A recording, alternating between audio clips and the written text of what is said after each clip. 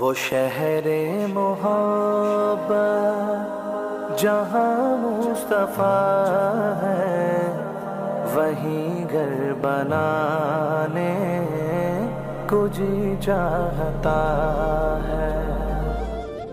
इस्लाम की रूहानी दुनिया में कुछ नाम महज अल्फाज नहीं बल्कि इश्क़ हकीकी की जगमगाती शमाएं हैं। ये वो हस्तियां हैं जिनकी बंदगी में वो लौ थी जो दिलों को रोशन कर दे, जिनकी सांसों में वो सदा थी जो आशिकों के दिलों को बेकरार कर दे, और जिनके आंसुओं में वो तपिश थी जो रूह को पाक कर दे। तसव्वुफ की परछाइयों में एक ऐसी ही दास्तान दबी पड़ी है, एक ऐसी हकीकत जो दुनिया की महफिलों से दूर मगर हक की रोशनी में हमेशा जिंदा रही। इश्क जब हद से गुजर जाता है तो उसकी सरगोशियां दुआओं में बदल जाती हैं, उसकी बेचैनियां सजदों में ढल जाती हैं और उसकी तमन्नाएं फना होकर बका का रास्ता पा लेती हैं। एक ऐसी खातून जिसने दुनिया की रंजिशों को ठुकरा दिया, जिसने इश्क की ऐसी राह चुनी जहां महबूब के सिवा कोई और मंजर न रहा। उसकी तन्हाई भी अजमत की मिसाल थी और उसकी खामोशी भी एक सदाए हक। मगर कौन थी वह, कैसी थी उसकी रूहानी दुनिया, और क्यों आज भी उसका नाम इश्क और फना के सबसे बुलंद मकाम के साथ लिया जाता है? आइए इस राज के गिरहें खोलते हैं।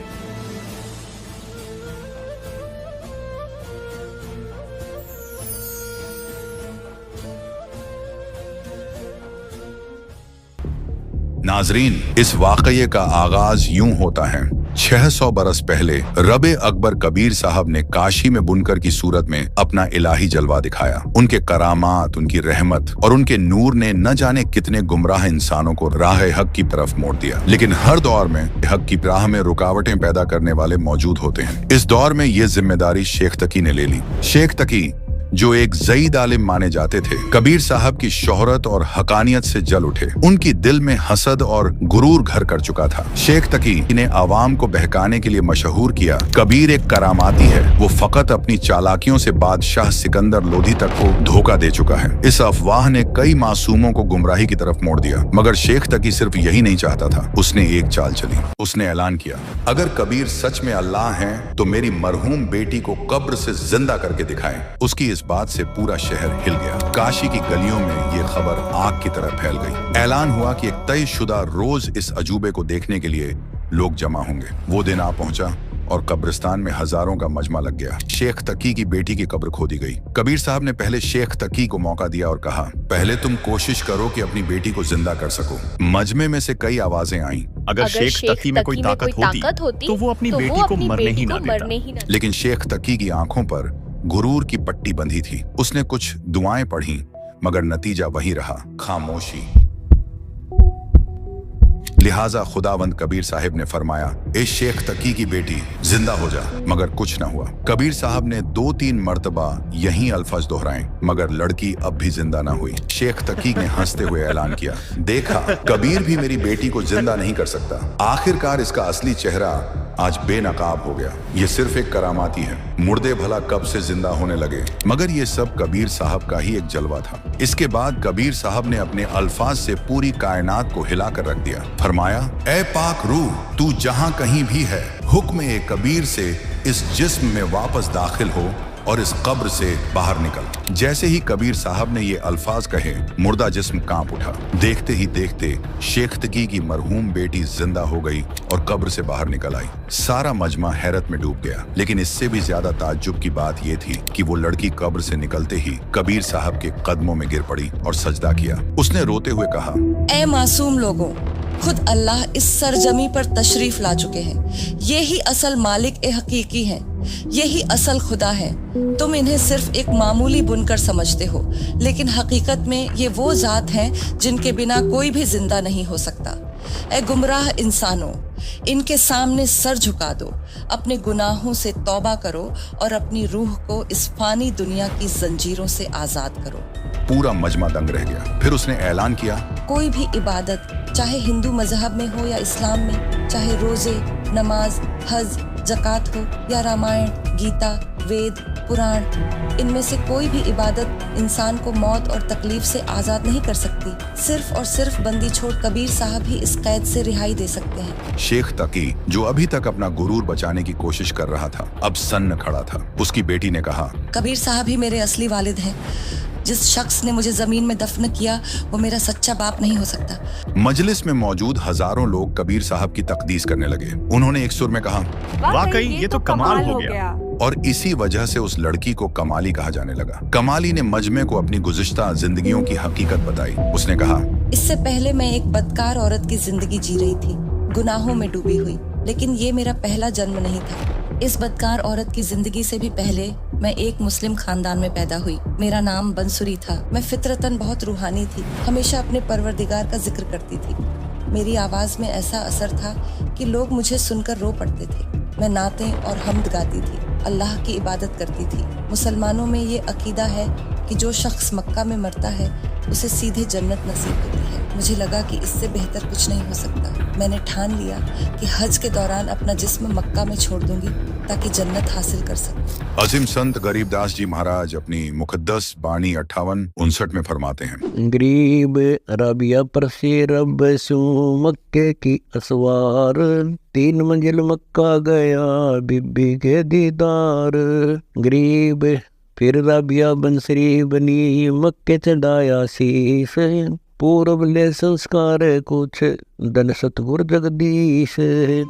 नाजरीन, मिलिए उस पाक और रूहानी शख्सियत से राबिया, जिनका तज़किरा आपने हमारे वीडियो की शुरुआत में सुना था। तो आइए वक्त की गर्द झाड़ते हैं और उस दौर में चलते हैं जब ये फना फिल्लाह सूफिया राबिया बसरी के नाम से मशहूर थीं। हजरत बीबी राबिया बसरी रहमतुल्लाह अलैहा, जो बसरा इराक के एक कबीले से ताल्लुक रखती थी, उनकी पूरी जिंदगी इबादत ए बारी ताला में गुजर गई। उनका दिल सिर्फ और सिर्फ अपने परवरदिगार की मोहब्बत में मशगूल था। उन्हें दुनिया और उसकी चकाचौंध से कोई वास्ता न था। उनका दिल सच्चे इश्क इलाही से लबरेज था। रिवायतों में आता है कि एक रोज जब वो अपने साथी खवातीन के साथ मवेशियों के लिए चारा लेने जंगल गईं, एक नूरानी शख्स, जिन्हें बाद में जाहिर हुआ कि वो खुद मालिक ए कुल सतगुरु कबीर देव जी थे, जिंदा बाबा के भेस में वहां मौजूद थे। उन्होंने अपनी कुदरत एक कामिला से उसी जंगल में एक छोटा सा हौज जोहड़ी बना दिया था, जिसके गिर्द एक दिलकश बागीचा और एक सादा सी झोपड़ी तामीर फरमा ली थी। वहीं वो जियारत अफरोज थे। चारा काटते काटते राबिया इत्तिफाकन उस तरफ जा निकली। एक पारसा जात को देखकर दिल खुद ब खुद खिंच गया। अदब से अर्ज किया, सलाम वालेकुम हुजूर, क्या मुझे आपकी सोहबत और नसीहत से कुछ फैज़याब होने का शरफ हासिल हो सकता है? रूहानियत के उस सरचश्मे में खुदावंद करीम ने उस नेक रूह को एक पहर तक कायनात की हकीकत, इंसान की पैदाइश और बंदगी का मकसद बयान किया। उनके बयानात सुनकर राबिया के दिल में इश्क ए हकीकी का चराग रोशन हो गया। फौरन अर्ज किया, मुझे नाम दीक्षा इस्म ए अज़म बख्शें और मुझे अपनी मुरीदी में कबूल फरमाएं। सदगुरु ने फरमाया, बेटी 2 रोज और मुझसे इल्म हासिल करो, फिर तुम्हें नाम मंत्र अता करूंगा, मगर याद रहे ये राज किसी पर आया न करना। राबिया लगातार 2 दिन और अकेले वहाँ हाजिर होती रही, रूहानी इल्म की दौलत समेटी और आखिरकार नाम दीक्षा यानी बैत का शरफ हासिल किया। फिर अपने घर लौट गईं। मुर्शीद ने फरमाया था, अब मैं यहाँ से कूच करूंगा, तुम अपनी इबादत का सिलसिला तर्क न करना। उस नेक बच्ची ने पूरे 4 बरस उसी लगन और यकीन से इबादत जारी रखी जैसा मुर्शिद का हुक्म था। मगर मुर्शिद की सोहबत और रहनुमाई के बगैर वक्त गुजरने के साथ साथ सत्संग की कमी महसूस होने से वो दोबारा अपने खानदानी मजहबी रिवाजात की तरफ लौट गईं। तब तक वो 16 बरस की हो चुकी थी। राबिया अल्लाह की मोहब्बत में ऐसी गर्क थीं, इश्क इलाही में यूं डूबी थीं कि दुनियावी रिश्तों, यहाँ तक कि निकाह के ख्याल से भी उन्हें वहशत होती थी। उन्होंने शादी से साफ इनकार कर दिया, मगर वालिदैन मुसिर थे, समाज का दबाव था। बेटी भी अपनी जिद पर कायम रही। आखिरकार वालिदैन ने दिल पर पत्थर रखकर कहा, जवान बेटी को घर में यूं बिठाए नहीं रख सकते। अगर तू हमारी बात नहीं मानेगी तो हम दोनों अपनी जान दे देंगे। तुझे 4 दिन की मोहलत देते हैं, सोचकर बता दे। राबिया ने वालिदैन की बेबसी और बेचैनी को महसूस किया। उनकी इज्जत की खातिर अपनी खुशी कुर्बान करने का फैसला कर लिया। दिल में ये ठानी कि निकाह के लिए हामी तो भर लूंगी, मगर अपने शौहर से इल्तिजा करूंगी कि मेरा मकसद सिर्फ अल्लाह की बंदगी और अपनी निजात है, लिहाजा मैं जिस्मानी ताल्लुकात या औलाद पैदा करने के अमल में हिस्सा नहीं ले सकती। अगर वो चाहें तो दूसरी शादी कर लें, अगर वो जबरदस्ती करेंगे तो मैं खुदकुशी कर लूंगी। ये सोचकर उस पाकीज़ा खातून ने माँ बाप को निकाह की रजामंदी दे दी। उनकी शादी एक ओहदेदार से कर दी गई। वो मुसलमान अफसर खुदा तरस तो था, मगर कोई खास इबादत वगैरह नहीं करता था। शादी के बाद शब-ए-ज़िफ़ाफ़ पहली रात में जब शौहर ने अपना हक मांगा तो राबिया ने निहायत अदब मगर इस्तिक़लाल से इनकार कर दिया। अपना मुद्दा बयान किया, मेरा मकसद सिर्फ खुदा की इबादत है। आप चाहें तो बिलाशुबा दूसरा निकाह कर लें। मेरे लिए अपने सहन में एक हुजरा बनवा दें, मैं वहीं गुजर बसर कर लूंगी। शौहर जो शराफत और खुदा के खौफ से वाकिफ था, हैरत और अदब से बोला, राबिया, अगर तुम्हें शादी की ख्वाहिश ही नहीं थी तो तुमने निकाह कबूल क्यों किया? राबिया ने जवाब दिया, मैंने ये कुर्बानी अपने वालिदैन की आबरू बचाने के लिए दी। वो समाज के डर से और अपनी इज्जत की खातिर जान देने पर आमादा थे, लिहाजा मुझे हामी भरनी पड़ी। अगर आप मेरे साथ जोर जबरदस्ती करेंगे तो मैं खुदकुशी कर लूंगी। ये मेरा कतई फैसला है। उस नेक नफ्स शौहर ने कहा, राबिया, ये तो बहुत अच्छी बात है कि तुम खुदा से ऐसी वाबस्ता हो, मगर समाज में मेरे माँ बाप की भी इज्जत है। अब मेरा फैसला भी सुन लो। तुम मेरी इजाजत के बिना घर से बाहर नहीं जाओगी। अपनी इबादत जिस तरह चाहो करती रहो। दुनिया की नजर में तुम मेरी बीवी रहोगी, मगर मेरे लिए तुम एक बहन की तरह हो। मैं तुम्हारी किसी जरूरत में कमी नहीं आने दूंगा। तुम अपनी इबादत जारी रखो। तुम्हारी खदमत करके शायद मुझे भी कुछ सवाब हासिल हो जाए। फिर उस शरीफ उन नफ्स इंसान ने दूसरी शादी कर ली और राबिया को अपनी बहन की तरह रखा। उनकी तमाम सहूलियतों का बेहतरीन ख्याल रखा और यूं राबिया बसरी अपनी रूहानी मंजिल की तरफ बढ़ती रहीं, इश्क़-ए-इलाही में सरशार, दुनिया में रहते हुए भी दुनिया से बेनियाज। तारीख गवाह है कि हजरत राबिया बसरी रहमतुल्लाहि अलैहा निहायत ही पाकदामन और अल्लाह से खौफ रखने वाली रूह थी। इस पर हजरत गरीबदास जी महाराज ने अपनी मुकद्दस कलाम में कुछ यूं इरशाद फरमाया है, गरीब रबी को सतगुरु में दे दीना अपना तेज, ब्याई एक साहब से बीबी चढ़ी न सेज। गरीब रबी मक्के को चली दरा अल का ध्यान, कुत्ती एक प्यासी खेड़ी छूटे जात हैं प्राण। गरीब केस उपारे शीश के बाटी रस्सी बीन, जाके वस्त्र बांध कर जल काटा परवीन। गरीब सुन ही को पानी पिया उतरी अरस आवाज, 3 मंजिल मक्का गया बीबी तुमरे काज। गरीब बीबी मक्के पर चढ़ी रबी रंग अपार, 1,80,000 जहां देखे सब संसार। गरीब रबी पटड़ा घाल कर किया जा स्नान, 1,80,000 बहे मगर मला सुल्तान।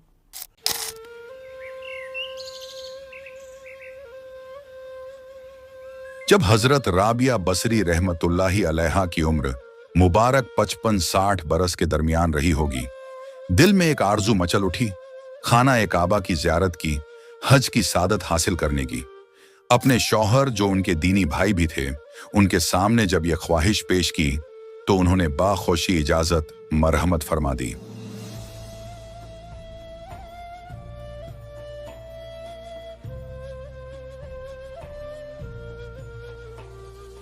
राबिया बसरी गांव के दीगर बाशिंदों के काफिले के हमराह इस मुकद्दस सफर पर रवाना हुई। मंजिल दूर थी और रास्ता पैदल तय हो रहा था। चलते चलते काफिले की नजर एक कुएं पर पड़ी। अफसोस, उस कुएं से पानी निकालने का कोई जरिया मौजूद न था, न रस्सी न डोल। यूं लगता था गोया किसी गुजरते मुसाफिर की गफलत से डोल कुएं की गहराइयों में जा गिरा हो। और उसी कुएं के मुंडेर के पास शिद्दत की तिश्नगी से बेहाल एक कुतिया खड़ी थी।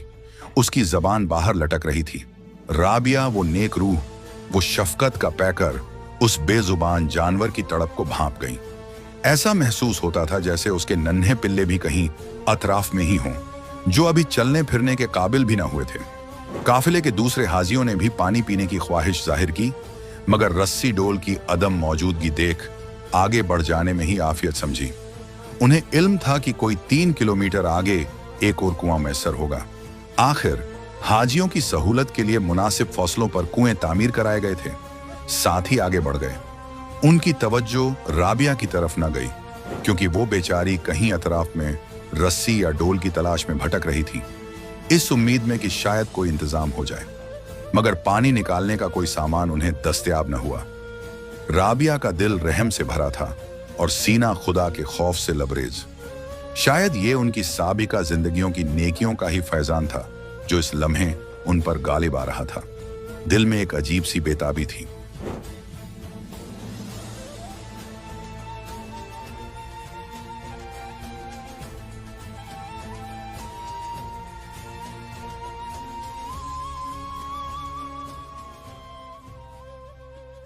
आखिरकार उन्होंने एक ऐसा फैसला किया जो तारीख में रकम हो गया। अपने सर की जुल्फों को अपने हाथों से नोच लिया, उन बालों को एक दूसरे से बांधकर एक लंबी मजबूत रस्सी तैयार की।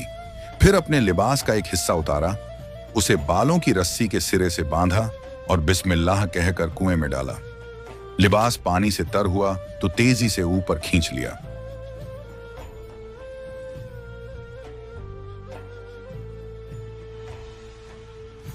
कुएं के पास मिट्टी के एक पुराने बर्तन का शिकस्ता टूटा हुआ ठीकरा पड़ा था। शायद जब रस्सी डोल मयस्सर थे तो रहगुजर मुसाफिर इसी में कुत्तों और दीगर छोटे जानवरों के लिए पानी भर दिया करते होंगे। राबिया ने अपने तर लिबास को उसी ठीकरी पर निचोड़ा। वो प्यासी कुतिया जो शायद इसी उम्मीद में बार बार राबिया के कदमों को छूती और फिर कुएं की तरफ हसरत भरी निगाहों से देखती थी, लपक कर पानी पीने लगी। जब उसकी प्यास रफा हुई और उसकी जान में जान आई तो उसके चेहरे पर एक अजीब सा इत्मीनान था।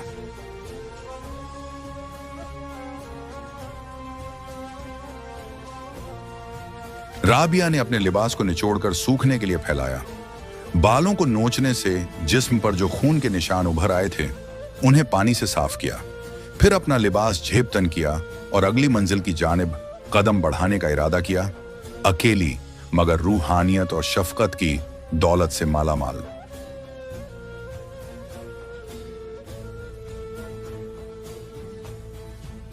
राबिया बसरी अभी आगे बढ़कर मक्का मुअज्जमा की जानिब कदम बढ़ाने का सोच ही रही थी कि एक हैरत अंगेज यकीन से परे वाकया पेश आया। वो खाना काबा जो उस मुकाम से कोई 60 मील की दूरी पर वाक़या था, अपनी जगह से हवा में बुलंद हुआ और उड़ता हुआ पलक झपकते उसी कुएं के पास आ ठहरा जहां राबिया मौजूद थी। इस मंजर को देखकर राबिया की आंखें हैरत से फैल गईं, गोया कोई ख्वाब देख रही हों।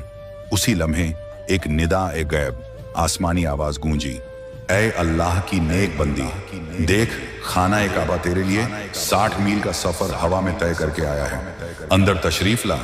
राबिया, जिनका मकसद ही यही था, अदब से काबे में दाखिल हो गईं।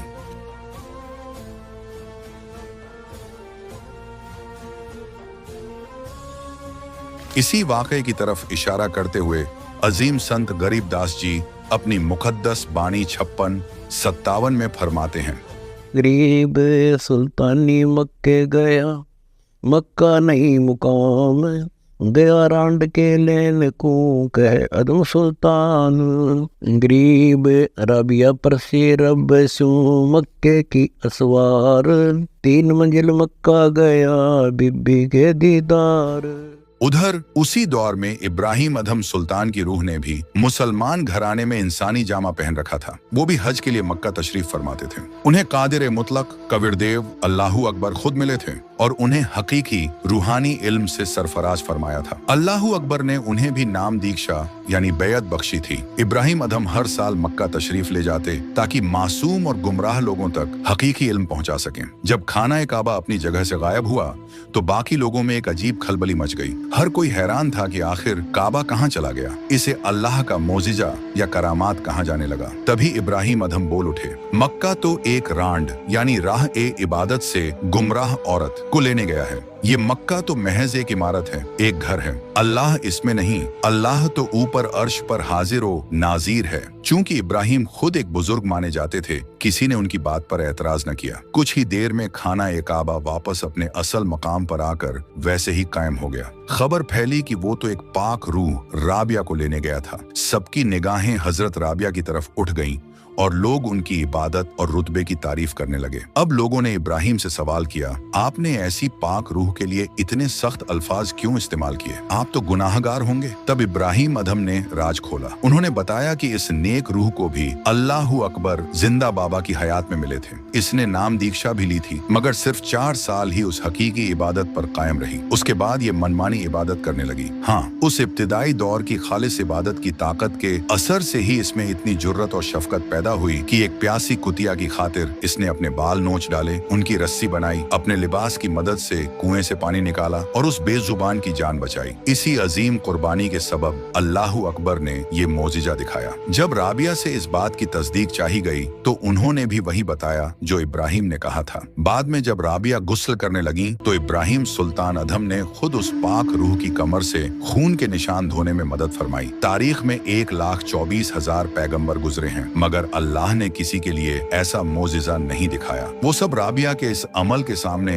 हेंच नजर आते हैं। खुदा सिर्फ अपने सच्चे आशिक पर ही ऐसी इनायत फरमाता है। अहम नुक्ता, इतनी बुलंद रुतबा और सच्ची लगन वाली खालिस बंदी होने के बावजूद राबिया की रूह को मुकम्मल नजात हासिल न हो सकी। वो पैदाइश और मौत के चक्कर में ही कैद रही। ये इस बात का सबूत है कि हकीकी मुर्शिद कामिल की इरशाद करदा राह को तर्क करके मनमानी इबादत से हरगिज मुकम्मल नजात हासिल नहीं हो सकती। बिलाशुब राबिया बसरी की जिंदगी एक मुकद्दस दस्तान है, जिसमें इश्क हकीकी की वो लौ जलती है जो हर आशिक हक को रोशनी बख्शती है। मगर यह कहानी सिर्फ तस्लीम और इबादत की नहीं, बल्कि एक निहायत गैर मामूली रूहानी हकीकत की भी गवाही है। तजदीद ए पैदाइश यानी पुनर्जन्म। राबिया ने न सिर्फ दुनिया को ठुकराया बल्कि उस वक्त के तमाम रिवाजों को भी पामाल किया जहां एक लड़की का ख्वाब देखना भी जुर्म था। उनकी रूह को बचपन में ही अल्लाह कबीर साहिब जी की तालीमात की तौफीक मिली। उस वीराने में जहां एक बूढ़ा जिंदा बाबा तन्हा इबादत में मशगूल था, राबिया ने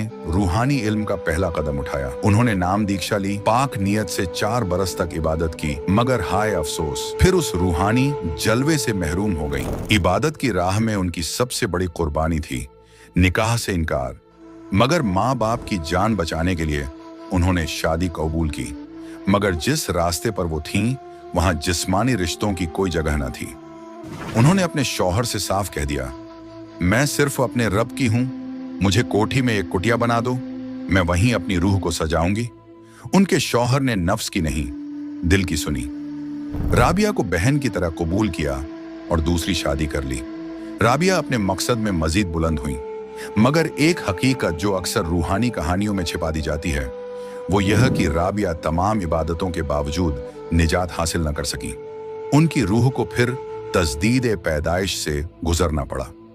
इस दुनिया ए फानी से रुखसत के बाद वो अगले जन्म में एक आम लड़की बांसुरी बनी, फिर एक बदकार औरत जैसी जिंदगी जी। मगर उनकी रूह फिर भी पाक रही, क्योंकि उसमें अब भी तलब ए हक बाकी थी। आखिरकार वह शेख तकी जैसे बुजुर्ग की बेटी कमाली बनकर पैदा हुई। अब देखिए जगत गुरु तत्वदर्शी संत रामपाल जी महाराज के मंगल प्रवचन। सिकंदर लोधी का दिनचर्या थी, सुबह जाकर उस पीर जी का माथा टेका करता, उसको खुश रखने के लिए। जब उसके टेंट में गया, मुंह चढ़ा रखा, उसने टेढ़ा मुंह कर लिया, सीधा मुंह नहीं बात करे। सिकंदर समझ गया कि इसका कोई मरोड़ी लग गई, कोई आज फिर इसका कुबज भारी है इसके मन में। विनम्र भाव से पूछा, पीर जी क्या हो गया, कि क्या जरूरत आपने मेरी? अब तुझे मिल गया ना वो मुर्दे जिंदे करने वाला। मैं तो जब मानू मेरे आंख सामने मुर्दा जिंदा करे तब उसको पीर पैगंबर की संज्ञा दूंगा, नहीं तो जाके मुसलमानों को कह दूंगा कि राजा काफिर हो गया, एक हिंदू को गुरु बना लिया। अब सिकंदर के पैरों तले की धरती खिसकी, बेजाते काम करेगा और सारे मुसलमान इसकी मुट्ठी में, और राज से रहित करेगा मुझे। चिंतित हो गया, वापस आ गया। उस टेंट में आया जहां भगवान बैठे थे, परमात्मा अंतर्यामी है। उनका चेहरा उतरा, देखकर कहा कि राजा, कोई राजकाज की बुरी खबर मिल गई क्या? तो उसने कहा कि भगवान, आपके रहते राजकाज की क्या खबर बुरी मिल सकती है, लेकिन मेरे साथ जो पीर है हमारा, ये मेरा सिर का दर्द है और ये जब चाहे हो जाता है। आज यो मेरे से ढंग से बात नहीं कर रहा है और इसने मुझे चिंता पैदा ये कर दी है कि तूने काफिर गुरु बना लिया है और मैं मुसलमानों को बताऊंगा और जाते मेरा यू काम बिगाड़ेगा, ये तो पक्का अनाड़ी है। परमात्मा ने कहा क्या कहता है? कि ये कह रहा है कि मेरे सामने मुर्दा जिंदा करके दिखावा कबीर, तब मानू मैं। परमेश्वर बोले भाई जा, उसने नो कह दिया कोई मुर्दा ले आवा, चल तेरी टेंशन तो खत्म करूं मैं, हमारी तो देखी जाएगी। अब परमात्मा अपने बच्चे के, अपने भगत की टेंशन नहीं देख सकता। सिकंदर लोधी ने कहा कि पीर जी आप लाओ मुर्दा कोई। सिकंदर को तो पता था, उसके सामने कर रखा कि 2 मिनट में करेंगे, तो भगवान है, अल्लाह है। अब शेख तकी कहता है मैं कहां से लाऊं, कभी होगा जब परीक्षा लूंगा। अब परमात्मा ने सोचे इतने सिकंदर मर लेगा, वहां तक पहुंचाएंगे, इतने हार्ट अटैक हो जाएगा, इतना चिंतित है। इतने में क्या देखा कि एक 13 वर्ष के बच्चे का शव दरिया में आ रहा है। और वो कैसे आया था कि उस बच्चे की आयु शेष नहीं थी, वो मर चुका था। कुछ कबीले ऐसे होते हैं जो ना तो धरती में गाड़ते हैं, जमीन में नहीं दफनाते और न ही वो जलाते हैं, वो जल प्रवाह कर देते हैं इस उद्देश्य से कि इसके मांस को जीव जंतु खा लेंगे समुद्र के, कुछ पुण्य मिलेगा। इस करके उसको एक फ्लोटिंग सा बना करके, एक घास फूस का तैरने वाला बेड़ा सा बना के उस पर लिटा देते हैं और ऐसे सत्कार से उसको बहा देते हैं। वो बहता हुआ आ रहा था, तब सैनिक स्नान कर रहे थे, उन्हें दूर से देखा कि वो आ गया मुर्दा, एक मुर्दा आ गया, मुर्दा आ गया। सबको पता चल गया था कहानी क्या है। तो सभी आकर इकट्ठे हो गए, कबीर साहब भी आगे, शेख तकी कोई बुला लाई। तब परमेश्वर ने कहा शेख तकी पहले तू जंतर मंत्र कर ले, कदे फिर नंबर बनावे और करके दिखा इसको जीवित। तो सभी और भी उपस्थित थे, उन्होंने कहा जी ठीक है, देखो दो के बीच में कोई होता है तो दोनों ने ही अपनी दिखानी चाहिए शक्ति। तो लगा फूफा करन, वो चला गया मुर्दा आगे, काफी दूर चला गया। तो शेख तकी कहता है कि ये अपने सिर से बला टालना चाहता था। मुर्दे जिंदे होते कभी, वो तो कयामत के समय मुर्दे जिंदे हुआ करते हैं, कयामत आओगी कभी, जैसा वो नर टाला रखा है। तो परमात्मा ने उस मुर्दा जो बहता जा रहा था डाउन स्ट्रीम में, जिधर पानी के बहाव में काफी 2-3 फरलांग चला गया था, 1000 फुट की दूरी, तो वहां से मालिक ने ऐसे संकेत किया, मुर्दा वापस चल पड़ा, जैसे इंजन वाली किश्ती धारा के विपरीत बहकर फ्लोट होकर चलती है, और सामने आकर रुक गया, नीचे लहर चल रही है। तो परमात्मा ने कहा था कि हे आत्मा तू जहां भी है, कबीर हुक्म से वापस आ और इस मुर्दे में, इस बच्चे के शरीर में प्रवेश कर दोबारा और बाहर आ जा। बोलो सतगुरुदेव। उसी समय वो बच्चा जीवित हुआ, कंपन हुई शरीर में और परमात्मा के चरणों में आके दंडवत प्रणाम किया। बोलो सतगुरुदेव।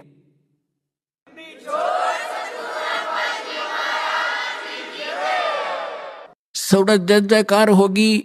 सबने कहा कमाल कर दिया कबीर जी, कमाल कर दिया कबीर जी। परमात्मा ने उस बालक का नाम कमाल रख दिया। और उस बच्चे को कोई चेत नहीं, तू कौन है, कहां का है, उसको अपनी पिछली याद खत्म। तो परमात्मा ने उस बालक को अपने साथ रखा था। परमात्मा की अपनी कोई निजी संतान नहीं थी और ना ही परमात्मा कबीर जी ने कोई विवाह किया था, कोई स्त्री उनका नहीं थी। अब लंबी कहानी ना सुना करके आगे आपको बताता हूं कि शेख तकी ने एक और परीक्षा लेनी चाहिए। उसने कहा कि ये तो मुर्दा सदमे में था और सदमे वाला जीवित हो जाता है। जब जानू मेरी बेटी मैंने 2 महीने से कब्र में दबा रखी है, यदि मेरी लड़की को जीवित कर देगा मैं मान लूंगा कबीर इज गॉड, कबीर अल्लाह है, और नहीं तो ये भगवान नहीं है, फिर डंडोरा पीट दूंगा। अब फिर चिंतित हो गया कि सिकंदर लोधी कि इसने तो कोई ना कोई सिर दर्द मेरा बना के ही रखना है। तब कबीर साहब को पता चला टेंशन का। तब कबीर साहब ने कहा कि ऐसा करो सिकंदर, इनसे कहो आप आसपास के अक्षेत्र में अनाउंसमेंट कर दो कि तीसरे दिन शेख तकी की बेटी कब्र से निकालकर कबीर जीवित करेगा, कबीर जी। अब सिकंदर जी को तो पता था कि जो कह दिया फाइनल, उसने तुरंत मुनादी करवा दी। सौरों आसपास लाखों की संख्या में लोग एकत्रित हो गए जिस दिन मालिक ने समय रखा था। कब्र फुड़वा दी। एक तकी खड़ा, सिकंदर राजा खड़ा, मंत्री खड़े और भी दर्शक बहुत गणे। उस कब्र को फोड़ दिया गया। बच्ची का शव उसके अंदर था, 12-13 साल की लड़की थी। अब परमात्मा ने कहा कि शेख तकी अब तू अजमा ले अपना जंतर मंत्र, कहीं फिर 5-6 नंबर बनावे।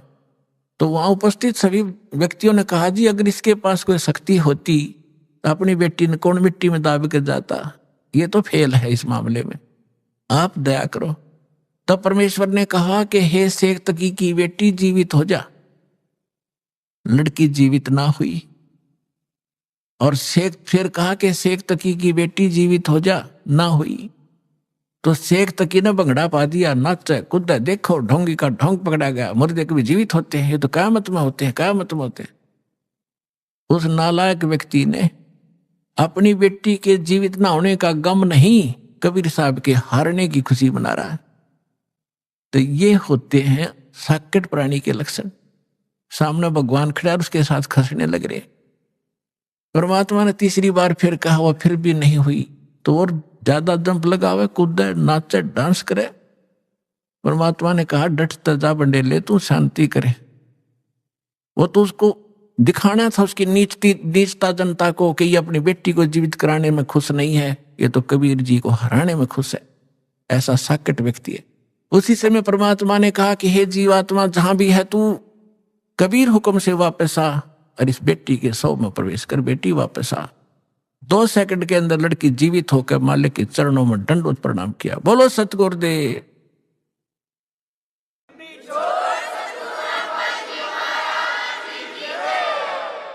अब सबने कहा कि दाता कमाल कर दिया, मालिक कमाल कर दिया। परमात्मा उसका नाम कमाली रख दिया परमेश्वर ने। और जा बेटी तेरे पिता के साथ ले जा शेख तकी। अब वो लड़की कहती है कि नहीं, आज मुझे अपने ओरिजिनल फादर का पता लग गया। ये तो नकली पिता था, मुझे माटी में डाल गया। आज मुझे अपने असली पिता का पता लग गया है। और 1.5 घंटे तक उस लड़की ने अपने पूर्व जन्म की कथा सुनाई। अपने आत्माओं, परमात्मा कहते हैं, जो जन मेरी शरण है ताका हूं दास, गेल गेल लाग्या फिरूं जब तक धरती आकाश। अब ये जो पिछली पीढ़ी का समय अब चल रहा है, और जितने पुण्यात्मा श्रद्धा से नाम लेंगे ये तो पार होंगे ही होंगे। ये तो करोड़ों की संख्या में, लाखों अरबों की संख्या में पार होंगे।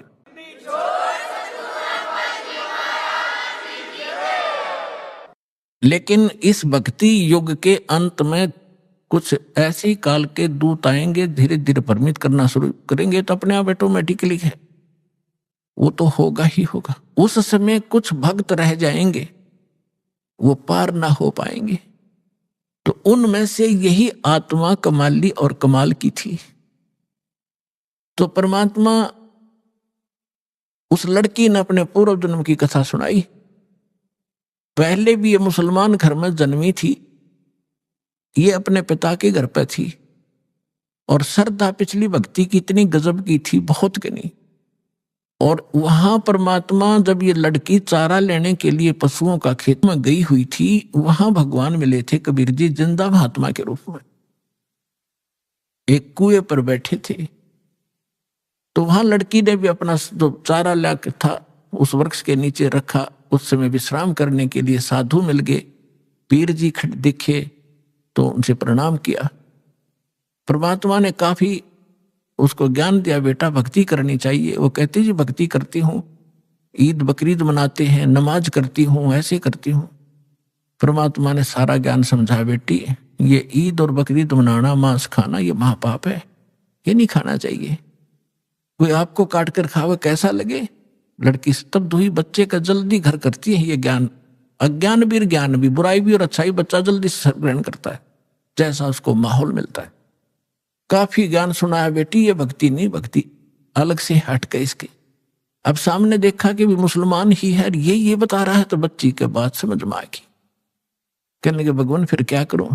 कि बेटी जो मैं साधना बताऊं ये करना, और ये 2 दिन का जीवन है, असंग जन्म हो गया, जन्म तेर मृत्यों को मैं ऐसी साधना बताऊंगा ये पीछा छूट जाएगी। लड़की ने क्या नाम ले लिया, और बेटी मांस नहीं खाएगी। अगर नहीं खाऊंगी महाराज, कत्ती नहीं खाऊंगी, कोई कंपलसरी नहीं मांस खाना, खाओ तो खाओ, मैं नहीं खाऊंगी।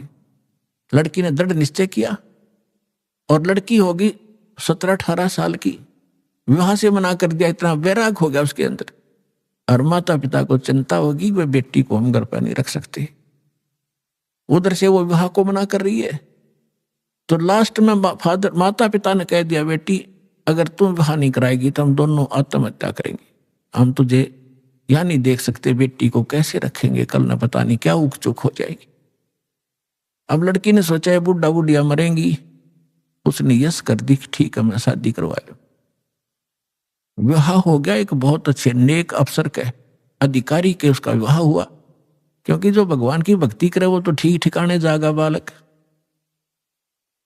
वो नेक आदमी था, मुसलमान, भगवान से डरने वाला था। ठीक है हम परंपरागत से गलतियां कर भी रहे अपने समाज अनुसार, लेकिन पिछले संस्कार भी हमारे साथ रहते।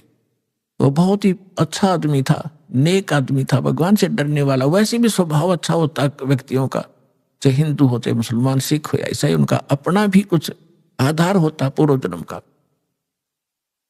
तो जब वो लड़की वहां विवाह करके वहां गई अपने पति के पास, तो उसको कहा कि मैं आपसे एक अर्ज करना चाहूंगी, वो मेरी अर्ज सुनो। उसने कहा कि बोलो, एक छोड़ दो बता। कि मैं संतानों उत्पत्ति नहीं करूंगी, मैं सप्रस नहीं करूंगी आपको, और आपने यदि मेरे साथ बलपूर्वक किया तो मैं आत्महत्या कर लूंगी।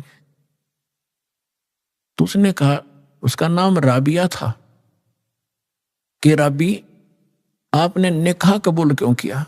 मना कर देती, कोई कंपलसरी मुसलमानों में एक ऑप्शन है, लड़की स्वीकृति देगी तो ब्याह होगा, नहीं तो नहीं होगा। तो राबिया ने कहा कि मेरी मजबूरी थी इसलिए मैंने स्वीकृति देनी पड़ी। उसके पति ने पूछा कि मजबूरी क्या थी तेरी? कि मैं चाहती हूँ भगवान की भक्ति करना, और मुझे एक संत मिले थे, उन्होंने मुझे एक ज्ञान दिया था, उस आधार पर मैं दृढ़ हूं, और यो असंग जन्म का झंझट टिपका खत्म कराऊंगी, मैं इसलिए ब्याह नहीं करवाऊं थी। तो उसने कहा कि अपने माता पिता के सामने मना करना था कि मैंने खूब किया था। उन दोनों ने आत्महत्या करने की ठान ली पक्की, तब मैंने स्वीकृति देनी पड़ेगी। इसलिए कि आगे कोई भगवान मिल गया तो ठीक है, नहीं तो मैं आत्महत्या कर लूंगी, अब मैं ये काम करूंगी नहीं। वो दयालु था, उसने कहा। और मुसलमानों में अनेक शादियां हो जाती हैं, एक कोई खास बात नहीं उनके लिए। तो उसने कहा, राबिया जैसे तुम्हारे माता पिता लोक लाज मर्यादा के कारण आत्महत्या तक नौबत आ गई थी, ऐसे हमारी भी मर्यादा है। ठीक है, मैं वचन देता हूं आज के बाद तू मेरी सिस्टर की तरह रहेगी, लेकिन समाज की दृष्टि में तूने मेरी पत्नी की तरह रहना पड़ेगा, और तेरे लिए अलग स्थान बना दूंगा, वो भक्ति कर, पर मरिए मत, ये पाप मुझे लगेगा, मैं अपना और विवाह करा लूंगा। तो उसने ऐसा ही किया। महापुरुष ने अलग से उसका कमरा नारा बना दिया और बैठ अपनी भक्ति कर, उसने ब्याह करवा दिया। जब वो राबिया 50 वर्ष के ऊपर होगी, और वो देखा करता था, ये तो बाहर झांकती भी नहीं किसी गैर पुरुष की तरफ, भक्ति और के अतिरिक्त ही अपना काम धंधा रोटी बनाई खाया, इससे अधिक कोई काम नहीं जानती। उस लड़की ने क्या गलती कर दी, वहां जाने के बाद सत्संग का अभाव हो गया, भगवान फिर मिले नहीं। परंपरागत लोक वेद के आधार से मालिक वाली साधना जो उसने प्रथम मंत्र दिए थे वो त्याग दिए, और वहां जो समूह था, जैसा भी साधना चल रही थी वो ये करने लगी। नमाज नमोज, मांस नहीं खाती थी वो। ईद बकरीद के दिन रोजे अवश्य रखती थी, लेकिन वो मांस नहीं खाती थी। जब वो 50-55 वर्ष की होगी तो उनके अंदर एक विशेष धारणा बनी हुई है लोकवेद के आधार से मुसलमानों में, कि जो हज नहीं करके आवेगा उसकी मुक्ति नहीं। तो उसने अपने पति से कहा, जी मैं हज करना चाहती हूं। उसने कहा, जाओ, बहुत खुशी की बात है, आपका तो उद्देश्य यही है, अभी कल्याण हो किसी तरह। आपके लिए कोई ऊंट की सवारी का प्रबंध कर देता हूं। उसने कहा नहीं। राबिया ने कहा नहीं, मैं पैदल जाऊंगी, और भी बहुत से लोग जा रहे हैं, मैं उनके साथ चली जाऊंगी। अच्छा जाओ फिर। अब वो चल पड़ी अपने आत्मा देखते जाना। इसका रिजल्ट क्या है भक्ति का? हमने आज तक छोटे मोटे चमत्कार किसी के देख लिए, उसी को सिद्ध और महात्मा और भगवान मान लिया। ये अध्यात्म ज्ञानहीनता थी। अब लड़की जा रही थी, वो माई, और सफर में कोई आगे चला गया, कोई पीछे रुक गया। उस समय वो अकेली जा रही थी। रास्ते में उसको प्यास लगी, खुद स्वयं को सामने कुआं देखा।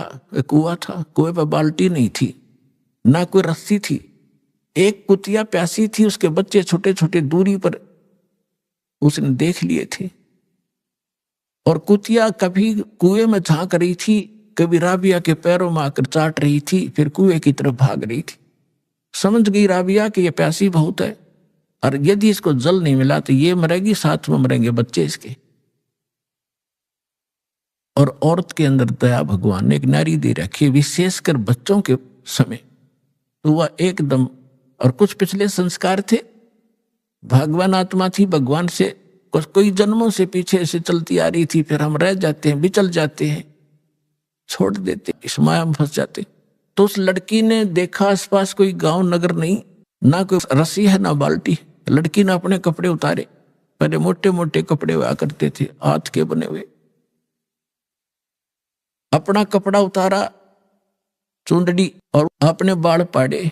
2-4 बाल पाड़ के देखियो कितना दर्द होगा। लेकिन उस परमार्थ में उस बेटी ने एक नहीं देखा। फटाफट अपने सारे बाल पाड़ कर रस्सी बनाई लंबी। बहुत लंबी रस्सी बनानी पड़ी क्योंकि पानी गहरा था। बांध कर उसने अपनी बात कपड़ा और उसके अंदर पानी में भिगोया, और बाहर एक मटका टूटा हुआ पड़ा था, उसका पात्र था आधा, उसमें निचोड़े कुतिया साथ पीवे। वह कुतिया छका दी, अपने बाल बूढ़ खून खान निकला था, उसको पूछ पाछ के और चालन की तैयारी करी थी। उधर से वो मक्का, एक स्ट्रक्चर, एक मंदिर न्यों का न्यों उठ गया जहाज की तरह, और उस कुएं के साथ में आकर लग गया, जैसे प्लेटफार्म पर गाड़ी लग जाती है, रेलगाड़ी। अब उसने देखा, उसने जाना ही मक्का में था, उसने सोची तो पहुंच गई मक्का, फट मक्के में प्रवेश किया। फिर वहां से उठा, वहां के लोग दे हैरान है, मक्का गया कहां? उस समय एक अब्राहिम अधम नाम, सुल्तान नाम का एक व्यक्ति था। वो अपने पूर्व जन्म में भी संस्कारी था, ऐसे ही भगवान का ही वो पिछला संस्कारी था।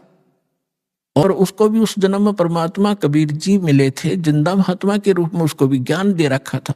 और वो सुल्तान अधम वाली आत्मा, सुल्तान अधम तो वो आगे आके बना है, वही आत्मा उस मक्का में गई हुई थी मुसलमान होने के नाते, कि वहां के लोगों को समझाऊंगा कि ये साधना गलत है।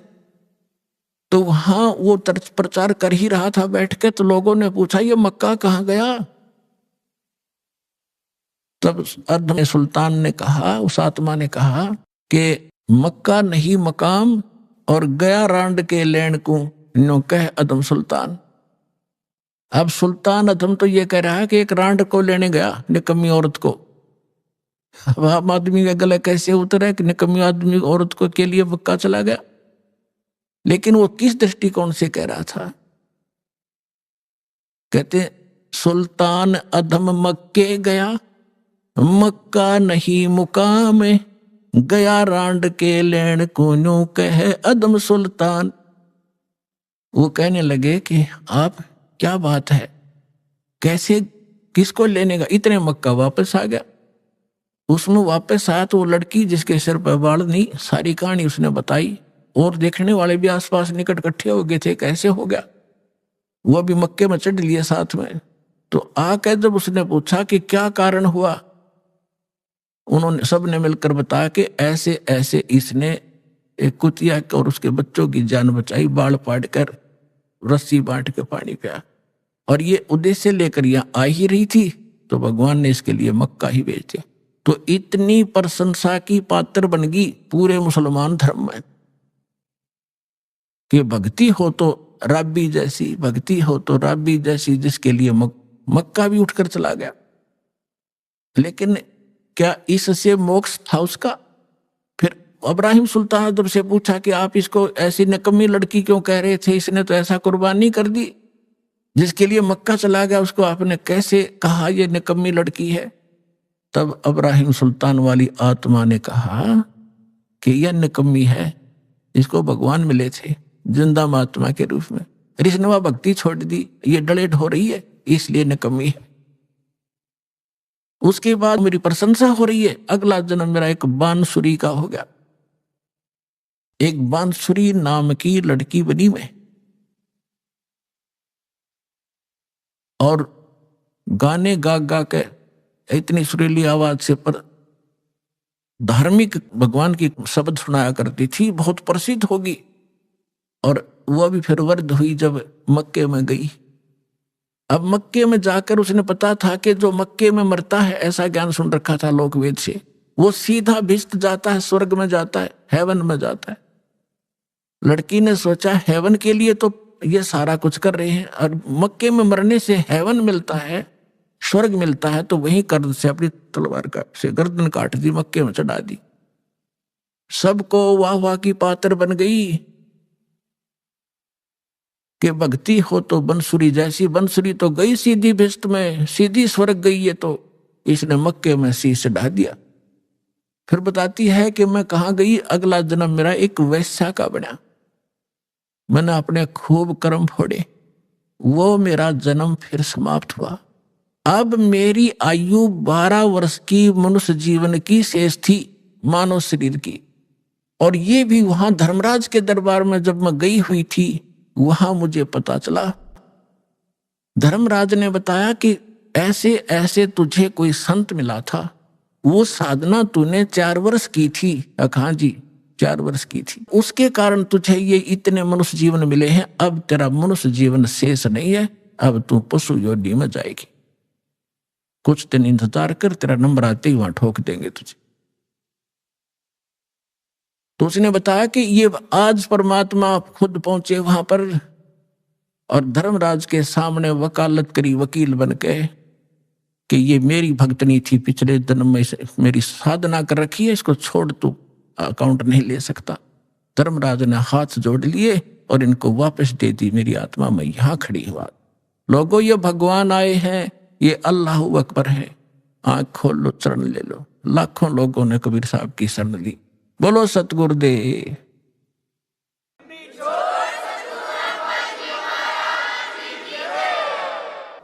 और उस लड़की ने कहा, मैं आज से अपने पिता के साथ रहूंगी, मेरा जीवन शेष नहीं था। आज इस दाता ने मेरे को मनुष्य जीवन अपनी शक्ति से एक्सटेंड किया है। समर्थ का शरणाग हो, रंग होरी हो, भाई कदे न हो काज, राम रंग होरी हो। ऋग्वेद मंडल नंबर 10 सूक्त 161 मंत्र 2 कबीर साहब के ऊपर खरा उतरता है। तो who is God? Kabir is God. और कितनी कथा सुनाऊं आपको इस समर्थ भगवान की। और कृष्ण जी की हम एक कथा गाया करते थे, उसने सुन सुनकर भगवान मान लिया। तो कबीर साहब समझाया करते थे, बंधन काटे विपत में, कठिन कियो संग्राम, चिन्नो रे नर प्राणिया, वो गरुड़ बड़ो के राम। परमात्मा समझाया करते थे उसमें कि तुम श्री राम को भगवान बताते हो, और जो तुम्हारी कथा में है रामायण में कि श्री रामचंद्र जी को, रामचंद्र जी के ऊपर पूरी सेना के ऊपर नाग फांस का एक हथियार छोड़ दिया था। सारी की सारी सेना नाग फांस में आ गई थी, यानी इतने सर्प हो गए थे, सभी सेना को ऐसे हाथों से और चारों तरफ लपेट के बांध दिया था, इंक्लूडिंग लक्ष्मण एंड श्री राम। और ऐसे खड़े थे, ऐसा है हुए सारे, जैसे ईंख बांध दिया करें। और सारी सेना खड़ी खड़ी देखा कि काटेंगे ये सारे राक्षस हमें। तब न्यू कहे कि गरुड़ से पुकार करी गई। गरुड़ वो पक्षी जो श्री रामचंद्र विष्णु जी का वाहन बताते हैं। गरुड़ आए, गरुड़ ने फिर उनके नाग काटे सारे, नाग मार दिए। जब भगवान श्री राम बंधन मुक्त हुए, परमात्मा कहे फिर बंदी छोड़ कौन होया? गरुड़ हो गया, तेरे राम का भी बंदी छोड़। काटे बंधन विपत में, वो कठिन कियो संग्राम, चिन्नो रे नर प्राणिया ये गरुड़ बड़ो के राम। एक गोवर्धन पर्वत को उठा लिया श्री कृष्ण जी ने, तुमने भगवान मान लिया। गोवर्धन श्री कृष्ण धारो, द्रोणगिरी हनुमंत, शेष नाग सब सृष्टि उठारा, इनमें कौन भगवंत। क्या एक पहाड़ को उठाने मात्र से भगवान की संज्ञा में ले लिया, समर्थ मान लिया तुमने? तो तुम्हारी कथा तुम लोकवेद सुनाते रहते हो कि शेष नाग ने सारे ब्रह्मांडों को सिर पर रख रखा है। फिर और हनुमान जी ने द्रोणागिरी उठा लिया था, इनमें कौन सा भगवान? ये भगवान की पहचान नहीं, जो तुमने पैमाना ला रखा है, ये भगवान मापन का नहीं है। फिर कहते हैं समुद्र पाट लंका गयो, यो सीता को भरतार, अगस्त ऋषि ने ये सातों पी लिए, इनमें कौन करतार। ओए होए, ऐसे सटीक प्रमाण दे रखे भगवान ने, फिर भी हमारी आंखें नहीं खुली, क्योंकि हमारी बुद्धि काल के प्रभाव से इतनी दबी हुई थी। परमात्मा ने कहा कि तुम्हारी बात बड़ी करता हूं कि श्री रामचंद्र जी ने समुद्र पर पुल बनवा दिया, इसलिए आप उसको भगवान मानते हैं। वैसे तो यह कहानी न्यारी है, दास बताता रहता है। ये खुद भगवान कबीर साहब गए थे एक महात्मा मुनिंदर के रूप में, और इनकी अर्ज पर एक पत्थर को, एक पहाड़ को हल्का कर दिया था, चारों तरफ रेखा खींच दी थी कि ये फ्लोटिंग हो गया है, अरे ले जाओ पुल बांध लो। श्री राम के बस का ना था समुद्र पर पुल बनाना। तो परमात्मा कहते चल तुम्हारी बात बड़ी मानते हैं, वह तो बात तुम्हारे कहाँ समझ में आवेगी कि समुद्र को पाट के यानी उसको पुल बना के छाप के, और लंका गया था कौन? तुम्हारी सीता का पति राम। अगस्त ऋषि ने तुम आप बताओ सातों पीढ़ी घूट में, इनमें कौन सा भगवान? जबकि श्री रामचंद्र जी तो 3 दिन तक समुद्र में खड़े होकर याचना कर रहा था, मैंने रास्ता दे दे, फिर भी ना रास्ता मिला। और अगस्त ऋषि ने एक घूंट में सारे पी लिए थे, फिर वापस भर दिए। अगर ये इस तरह के अटपट से तुम भगवान को प्रसिद्ध करना चाहते हो तो यूं भी सजना होता तुम्हारा। तो पुण्यात्माओं, सौभाग्य आपका, आपको ये तत्व ज्ञान प्राप्त हो रहा है। इसको तत्व ज्ञान कहते हैं। तो निष्कर्ष निकाला जाओ सारी कथाओं का। ये जड़ी बूटी तो सबने पता था, या तुलसा है या फलानी है या है, तो उनकी जड़ी उसका जो औषधि बना वो है वैद। तो ये दास है इस अध्यात्म मार्ग का वैद, और जड़ी बनाकर भगवान डर गए थे सतनाम और सार नाम की, जो आज दास के समझ में आ गई, और उसका परिणाम आप देख रहे हो। लाखों लोगों का रोग नाश हो गया, घर में वृद्धि होने लगी, अपनी संतान को संतान मिल रहा है, रोग निरोग हो रहा है, और फिर ज्ञान ऐसा प्रबल आत्मा को गदगद कर देता है।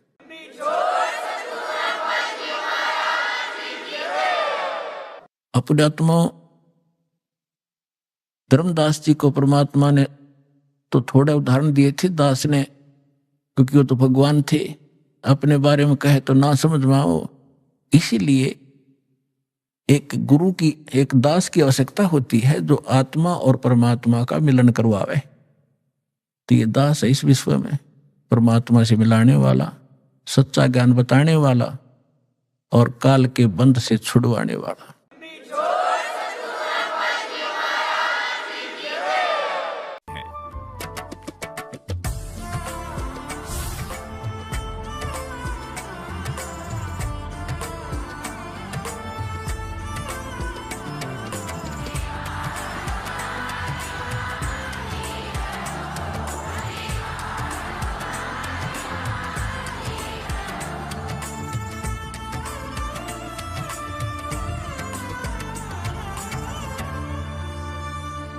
सत साई